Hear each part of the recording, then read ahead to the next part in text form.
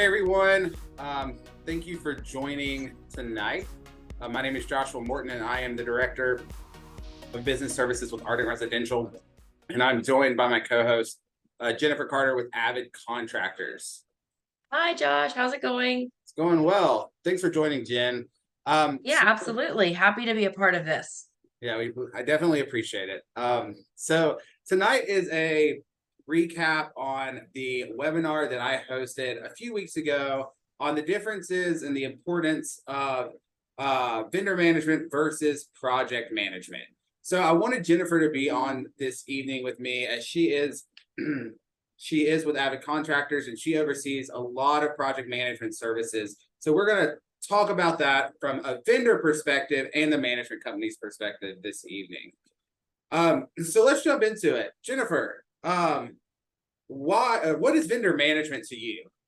Well, I think there's different levels of vendor management, right? I think it depends on the type of vendors, the type of work that's actually being done. And sometimes it can correlate with a dollar amount of the different jobs. And for this purposes of this webinar, I think it's important to note that vendor management specifically we're talking about is how do you deal with your vendors in general, as a board or as a homeowner or from a manager's perspective, dealing with all the different vendors, not just obviously Avid Contractors, we're a general contracting company, but there's landscaping vendors out there, there's pool vendors out there. You've got your your pest control companies, your janitorial services.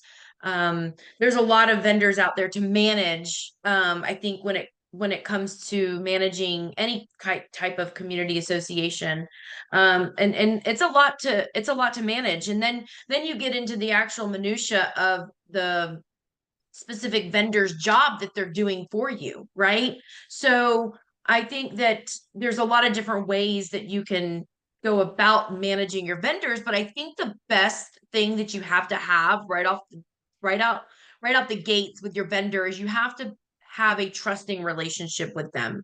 Because I don't think if you don't have a trusting relationship and good communication with them, I think I know for a fact relationships can fail if there's not trust and if there's not good communication. So the first key is obviously having good communication and trust between your vendors, which I know sometimes can take time. Most vendors are more than willing to go above and beyond, I think, to do what is necessary. But then there are some vendors out there that will probably just skate by doing the very bare minimum, right?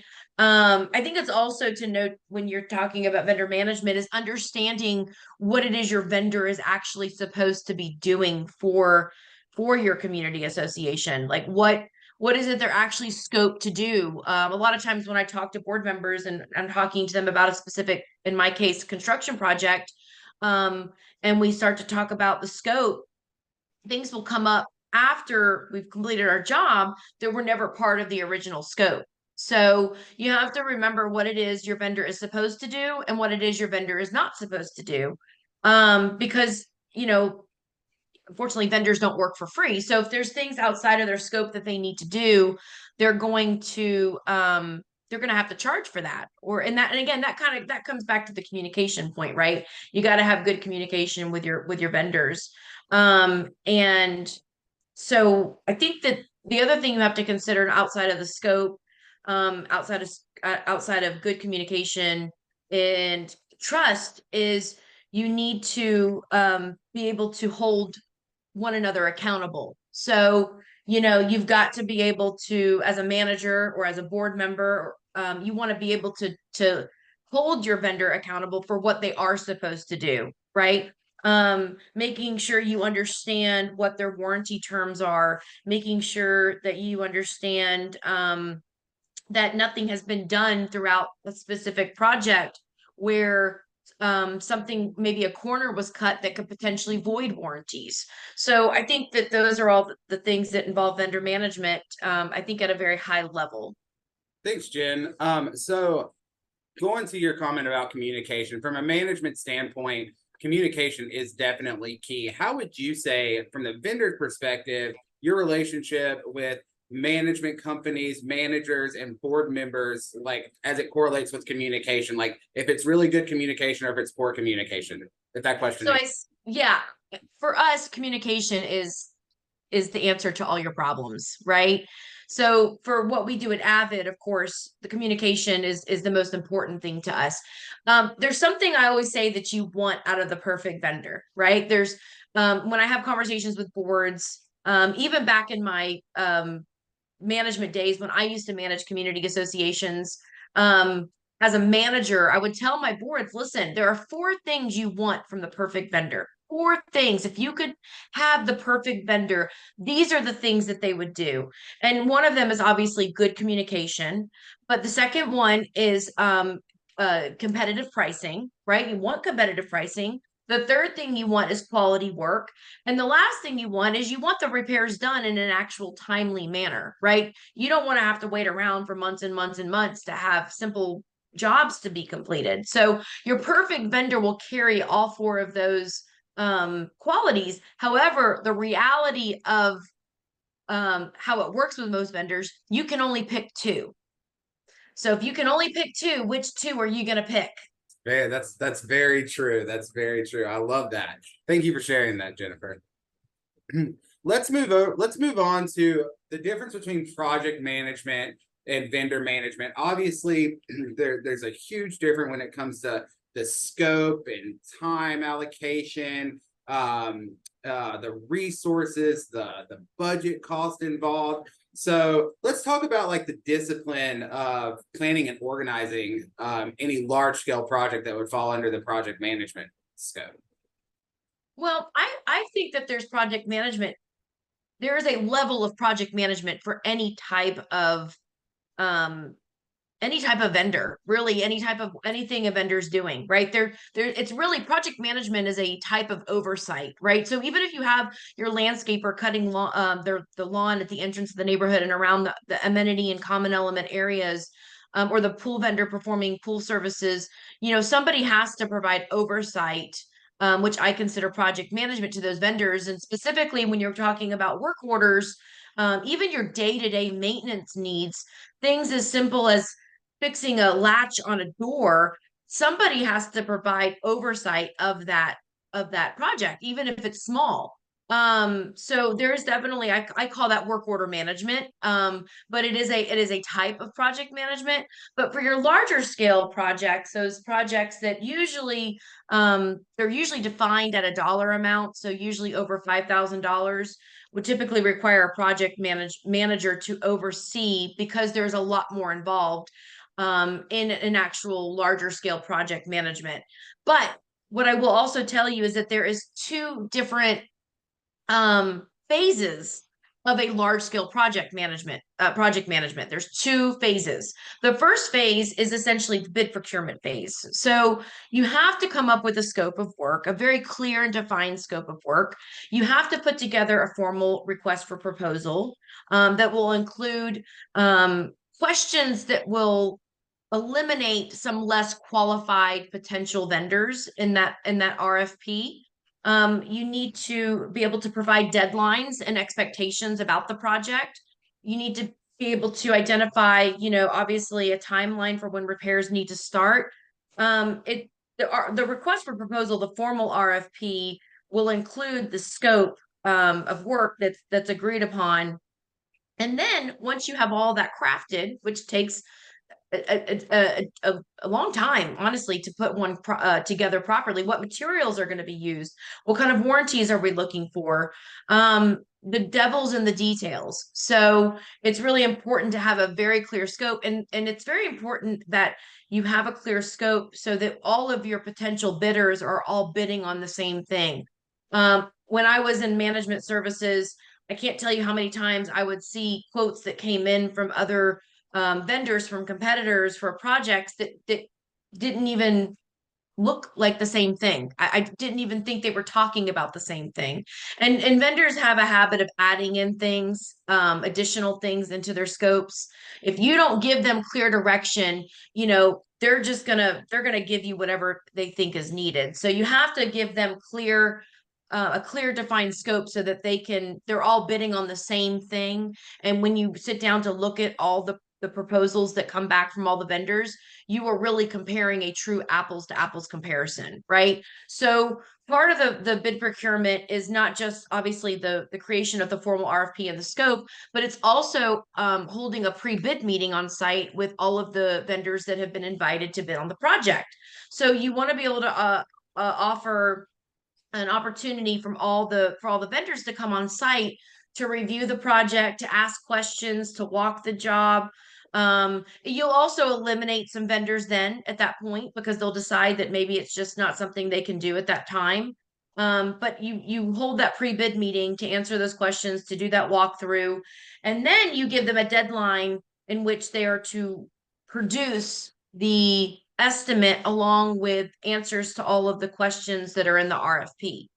Once those questions are answered and provided back by the vendors along with the estimate that goes with the scope, a project manager would essentially then put together an executive summary for the client to review, so that they can choose the vendor that they're going to use for the project. And that could also include setting up interviews with the client and with some of the vendors if needed to clarify things if if it's necessary at that time. So that's phase one. And you can't imagine the time that goes into the bid procurement process from start to finish.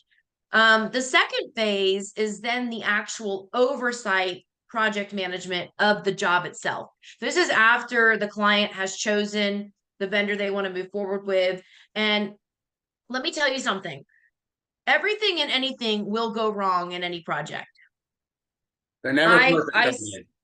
Yeah, I see a lot of people try to manage, and here we're talking about our client. I think specifically for the purpose of this webinar, Josh, I think we're really talking about board members and managers. I've seen a lot of board members try to manage these jobs, and they just don't have the bandwidth to do it. They're full-time. They're not. They have full-time jobs. They have their own families. They have other things going on in their life outside of being on the board. And there's enough to do with just being on the board, much less throw in there a large scale project to manage on top of it all. And the fact of the matter also is that they're usually not qualified to even manage a project like that. They really don't even know what they're supposed to be looking for, or how to check for crews potentially cutting corners to void warranties. How would they know if a vendor didn't, if a vendor tried to water down the paint, are they actually, for a roof replacement, are they going to go up on the roof themselves and get on the roof? Probably not, right? And the same goes for a manager. Managers are not project manager experts when it comes to a large scale construction project. That is not their wheelhouse. It is not their bread and butter, and they should not be managing a large scale capex project by any means. Absolutely not. And that's a great segue into my next topic. Is a lot of board members, clients, homeowners, they really do not understand the difference between general vendor management, like we discussed earlier, versus what is considered project management. I know we went over what general vendor management is, landscapers, plumbers, waste removal, pool vendors, etc. But let's talk about like the types of projects that kind of fall under more of a project management scope, like roof replacements, painting projects, renovations to amenities. Can you name a few? Yeah, absolutely. There's street reseal coating or repaving. There's I've seen, window replacement projects. We've also got the tennis court and pool resurfacing. Those are big ones. Somebody asked me one time if they needed to get a project manager for the pine straw installation. And because a lot of communities that have townhomes and condominiums, and there's a lot of pine straw, even single family home communities that have a lot of common areas, that pine straw could be $10,000 to $20,000 to install. I don't know if you really need a project manager to install pine straw. Typically that's your landscaper most of the time. unless you're going with a third party that only does pine straw installation.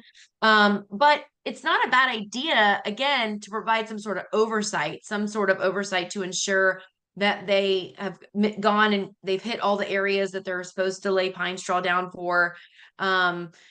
One of the things, the biggest complaints you get with pine straw is that it looks like after a month, it's never been there. And a lot of times it's because they do cut the corners and they make it look so fluffy and pretty and all of that in the beginning, but they haven't really put a whole lot of pine straw down. So yeah, I mean, you could potentially say that if you're spending 20, $30,000 on pine straw, might be a good idea to have somebody just go back behind and make sure they're laying down enough so it doesn't look like after a month it's gone or washed away. Or yeah, So or confirm if they actually are putting out as many bills as the association is paying for, right? yeah. And also, we see a lot of deck projects, lots of deck projects, fencing. One time, I worked with a manager at one time. I'll never forget this. It was a project to stain, community-wide fence. It wasn't that big, but I think the total job was around $20,000 to stain the perimeter fence around the community. And it was supposed to be stained on both sides. And you would think that a project like that is simple, sounds easy, sounds very straightforward. Well, the manager was trying to manage the project themselves, and she ended up giving the wrong paint color to the painters, and they painted an entire side of the fence the wrong color. What do you think happened in that situation? Um, they had to get the correct paint and repaint it.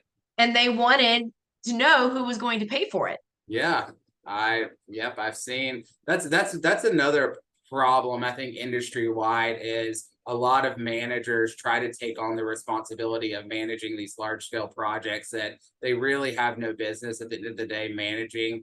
Portfolio managers manage multiple properties, some maybe manage 5, some may manage 10, and there's not enough hours in the day to manage all the projects going on within each community. So it's I I always recently beneficial to have I a recently was just talking to a manager at a management company, and they were managing a $400,000 elevator project. Now, I don't know about you, but I don't want to get into an elevator on 150 floor condominium yeah. where a manager has been managing that elevator, the new elevators being installed. Like, no way, Jose. No, that there definitely needs to be a professional project manager involved that specializes in elevators for that situation for sure. Yeah. Mhm. I know I would not want to manage an elevator project. That's a little bit of a liability, huh? Yeah, definitely. You have a lot of other projects that would involve um fire suppression systems. You've also got, a lot of boards will come in and they want to do a big thing going on right now that I'm seeing is a lot of control access. So, especially with all the new technology out there, control access vendors are getting a lot of quotes, and we're actually Avid's doing a ton of control access work right now, where boards are wanting to put in new systems, not just from a gate perspective or control access system at the amenity areas, but like security cameras as well. So that's a big thing going on right now. And those projects can easily run 15, 20, 30, $40,000, even 70, 80, $100,000 if you're talking about installing a new gate for your community. Oh yeah, absolutely. I've had to deal with some of those in the past. So let's talk about like kind of the key differences before we wrap up here. Just to kind of give everybody an overview of really laying out what's different between vendor management and project management. So for vendor management, regular vendor management, that's just day-to-day communication with the vendors that are on your property, daily, weekly, monthly, setting expectations, making sure you have good contact and communication channels, providing regular updates, and documenting any issues or change management, and paying just regular invoices, right? And so Mhm. moving on to project management, there's a whole lot more that entails. Thus the reason you want a professional involved, like Jennifer and her team at Avid Contractors. There's presentation and planning, and a lot of transparent communication, regular updates, customized reporting, and the project manager would actually be there to address any concerns that are going on during the project, and that takes the weight off of the manager and puts it on the Mhm. project manager that can actually focus on that project. What else goes into the project management that we may have not discussed this evening? I think we've covered a lot of it. Doing a final walkthrough of the job is important. To be able to go back through, because obviously your vendors are going to want to get paid after a project. And so having them provide, somebody needs to do a walkthrough and put together a punch list and ensure that the punch list items get handled at the end of a project as well. Absolutely. Well, I think that we have covered a lot. And Jennifer, I so appreciate you being a part of this webinar this evening. Anything you would like to add before we end this evening? No, I think that the most important thing, again, going back to having a good relationship with your vendor, really starts with having good communication and good trust. And also ensuring that you guys remember, go back, look at the scope, make sure you guys are actually, like I said, the scope is what they're supposed to be doing. So I get a lot of boards, again, like I said, they at the end of a job will say, well, why wasn't this done? Well, that wasn't part of the scope. And that needs to be understood at the very front end. Expectations, setting expectations at the very beginning is so incredibly important. So I think that if you have a good trusting relationship with your vendors and you have good communication and you've set clear expectations, you will have a thriving relationship with them for a long time.